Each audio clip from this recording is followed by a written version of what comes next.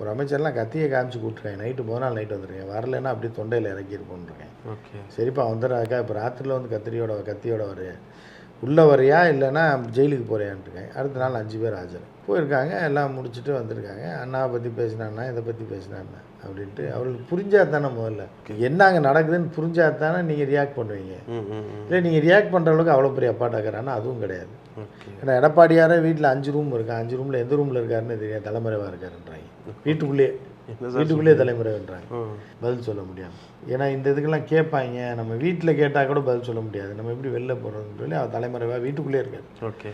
அப்படி இருக்கும்போது அவர்கள் என்ன பதில் சொல்ல முடியும்? அவர் வந்து இந்த அண்ணா வந்து இது பண்ணிட்டாங்க அப்படின்னு சொல்லிட்டு அவரும் வந்து கொஞ்சம் கடுமையான வாதத்தை முன் வச்சிருக்காரு.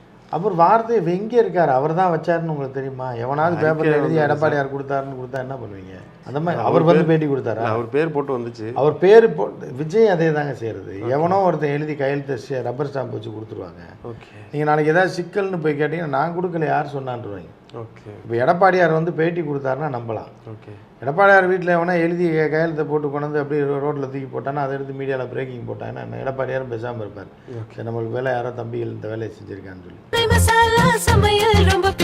அன்னையின் அன்பான சுவைக்கு அன்னை மசாலா.